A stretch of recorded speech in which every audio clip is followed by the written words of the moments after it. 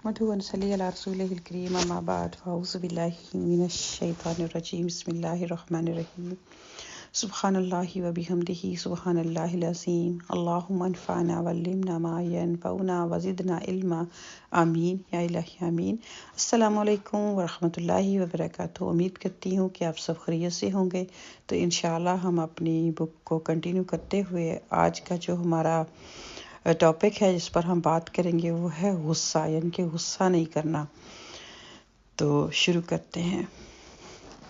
اللہ سبحانہ و تعالی نے جیسے کہ قرآن پاک میں بہت ساری چیزوں کو جو ہے وہ انسان سے مطلوب فرمایا ہے، یعنی کہ جو اچھا انسان ہونے کی صفتیں ہوتی ہیں ان میں سے ایک جو خاص ہے وہ ہے غصہ، کہ اگر انسان غصہ نہ کرے، غصے کو پی جائے تو وہ بہت سارے جو ہے وہ مسائل سے اپنے آپ کو بچا سکتا ہے۔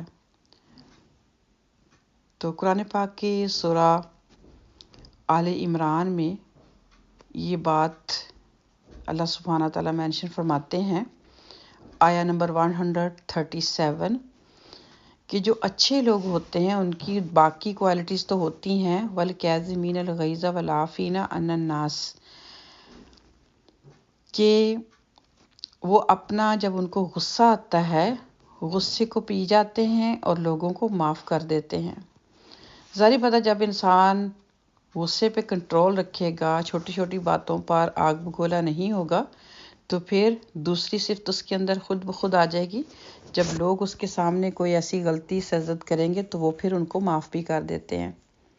اسی طرح پھر حدیث بھی ہے ہمارے پاس اسی کے بارے میں، کہ نبی پاک صلی اللہ علیہ وآلہ وسلم کے پاس ایک شخص آیا تو اس نے کہا کہ یا رسول اللہ صلی اللہ علیہ وسلم، آپ مجھے کوئی ایسی بات بتائیے جو میرے لیے مفید ہو، یعنی کہ فائدہ مند ہو، اور وہ بات مختصر ہو تاکہ میں اس کو یاد رکھوں۔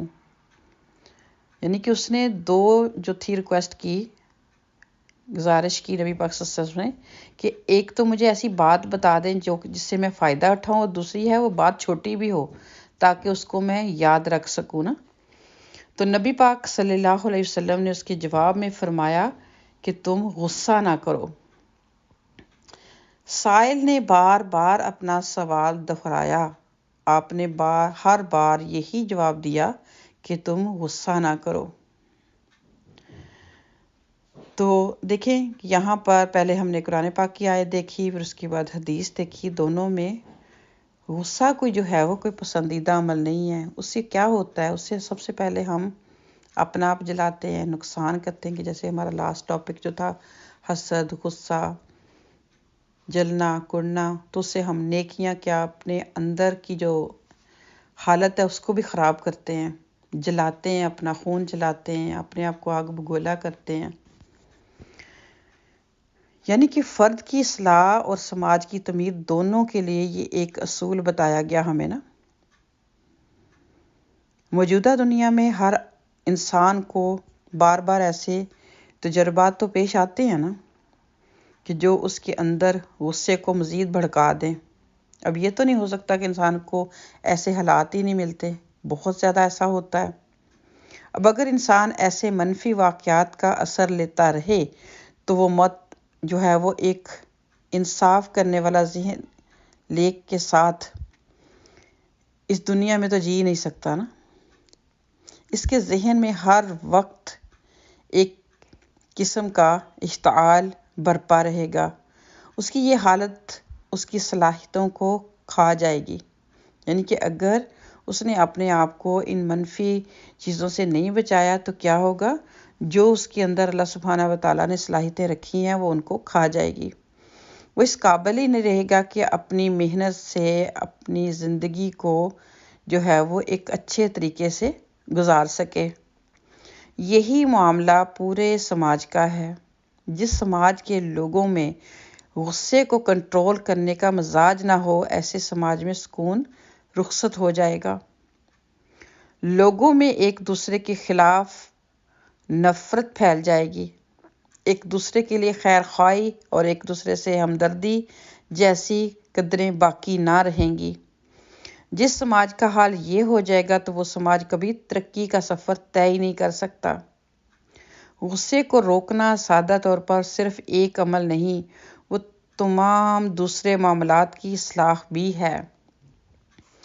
تو یہ تھی چند باتیں، تو اس کے اوپر ہم جتنا چاہیں مزید سرچ کر سکتے ہیں، سوچ سکتے ہیں اس کو کیسے کنٹرول کیا جائے۔ جیسے دیکھیں نا کہ ایک چھوٹا سا اصول بتایا گیا کہ اگر آپ کو غصہ آیا ہے کسی بات سے، کسی کے رویے سے، یا کوئی چیز ایسی آپ کو بری لگی ہے، تو آپ کیا کریں؟ تو سب سے پہلے، کیونکہ یہ ہوتا ہے شیطان کی طرف سے، شیطان ہمارا کھلا دشمن ہے، وہ ہر وقت ہر چیز کو بھڑکاتا ہے، کبھی میاں کو بیوی سے، بیوی کو میاں سے، پھر اس طرح بچوں کو ماں باپ سے، اس طرح جتنے بھی ہمارے پیارے رشتے ہیں، جتنی مضبوط ہوتے ہیں اتنا ہی وہ ادھر زیادہ حاوی ہوتا ہے۔ تو کرنا کیا چاہیے کہ سب سے پہلے جو ٹپ ہے کہ اگر تو آپ کھڑے ہیں تو بیٹھ جائیں، اگر بیٹھے ہیں پھر بھی غصہ کم نہیں ہو رہا تو لیٹ جائیں، پھر بھی غصہ کم نہیں ہو رہا تو کیا کریں؟ اٹھ کے وضو کر لیں، اپنے آپ کو ٹھنڈا کر لیں۔ وضو کر لیا، اس کے بعد کیا ہے؟ اللہ سبحانہ تعالیٰ کا ذکر شروع کر دیں۔ پھر بھی بات نہیں بن رہی تو جائے نماز پر کھڑے ہو جائیں۔ اب یقین کرو یہ ٹپ اتنی کام آتی ہے کہ آپ جب کریں گے پھر آپ کو اس کا اندازہ ہوگا، پھر آپ کو جس انسان کے اوپر غصہ آیا ہوگا، جس کو آپ کا ہوگا کہ میں اس کو اتنی سناؤں، یہ اس کے ساتھ کروں، یہاں تک کہ استغفر اللہ مارنے تک باتیں چلی جاتی ہیں کہ شوٹ کر دوں، یہ کر دوں، وہ کر دوں، برتن توڑ دوں، تو ہر ایک کا اپنا اپنا ہوتا ہے۔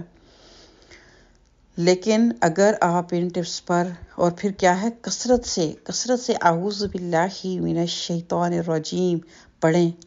آپ یقین کرو 7 ٹائم آپ پڑھیں گے تو آپ کی حالت جو ہے وہ چینج ہو جائے گی۔